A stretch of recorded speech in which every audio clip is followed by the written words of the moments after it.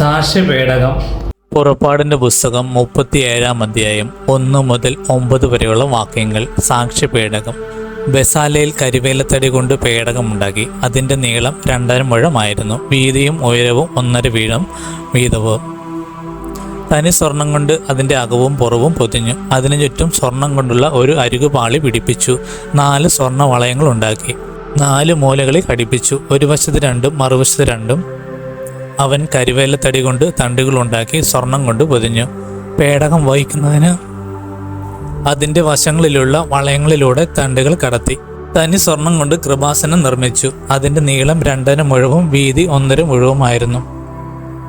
കൃപാസനത്തിൻ്റെ 2 അഗ്രങ്ങളിൽ സ്ഥാപിക്കാൻ സ്വർണ്ണത്തകട് കൊണ്ട് 2 കിരൂബുകളെ നിർമ്മിച്ചു. 2 അഗ്രങ്ങളിലും 1 വീതം കൃപാസനത്തോട് ഒന്നായി ചേർത്താണ് അവയെ നിർമ്മിച്ചത്. കിരൂബുകൾ മുകളിലേക്ക് ചിറകുകൾ വിരിച്ച് കൃപാസനത്തെ മൂടിയിരുന്നു. കൃപാസനത്തിലേക്ക് തിരിഞ്ഞ് അവർ മുഖാഭിമുഖം നിലകൊണ്ടു.